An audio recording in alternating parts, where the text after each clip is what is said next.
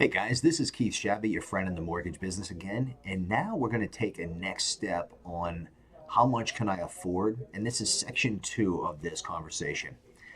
When you're getting ready to purchase a home, this is going to be a breakdown of what you can expect in costs. So this is really important. The reason I say this is an important feature is this. Let's say you have $10,000 saved up, and this is what you've assigned for this project of buying your home. So it doesn't matter what the cost of the house is. This is how much you're going to be using towards this project. These are some of the breakdown in costs that you want to have included into that $10,000 that go over and above your down payment and your closing costs. So let's start from the top. Let's talk about you're purchasing a home and you're going with an FHA loan. We're going to make this easy. FHA loans are 3.5% down payment. So let's use a number of $100,000. If you're buying a house, it's $100,000. FHA loan, your down payment is 3.5%, which is $3,500. Then your closing costs. Many people ask me, hey Keith, listen, what are closing costs? How much should I expect my closing cost to be? A good indication, nationwide statistics says less than 5% of the cost of the house. So if the house is $100,000, on or lower than $5,000 will probably be your closing cost all in. Now, here are some of the things that you need to have in addition to your down payment and closing cost when you're buying a house. Example, when you purchase your home, okay, look at, okay, what you're going to need is going to be a home inspection. You find your house, you absolutely love it. A home inspection is something that tells you what's wrong with the house. You don't really care what's right with the house. You want to know what are the things that could cost me money right now if I'm buying the house after I take possession of it. A home inspection is what's going to help you with that. Then you could have other inspections like a termite inspection. Are there currently bugs in the house or termites or whatever it may be? This will help you to determine whether or not you need to tent the house or have it spot treated or whatever.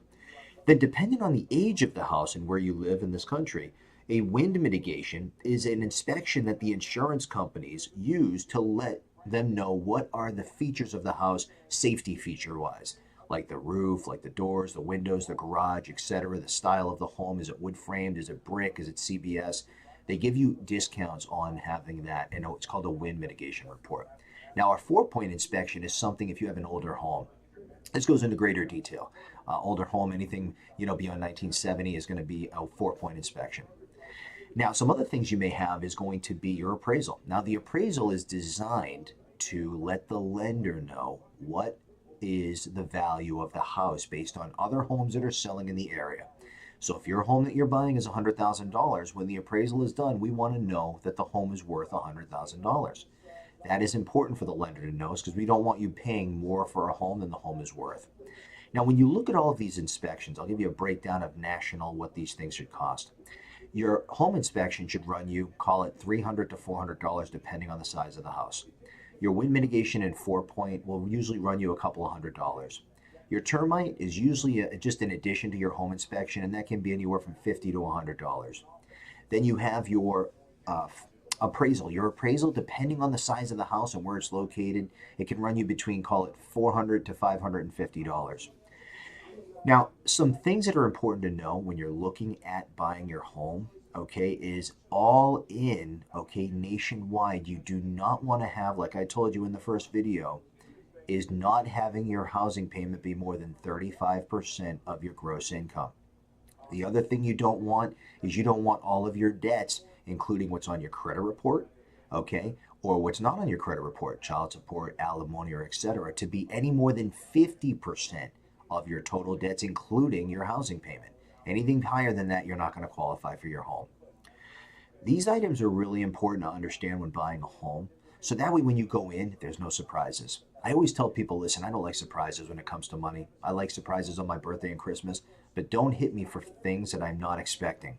So if you have a budget of $10,000 like we talked about, you want to make sure that you're including those in those expenses that we just talked about in addition to your down payment and closing costs. Like I shared with you in the first video, if you're looking to speak with a knowledgeable consultant like myself who has helped thousands and thousands of families for decades, give me a call. I'd love to spend some time with you. I promise you I will not waste your time. I will make it worthwhile for you. I've been giving families life-changing financial advice for many, many years, and I promise you I am somebody you want to have on your phone. Again, this is Keith Shabbat, your friend in the mortgage business, and thanks for listening.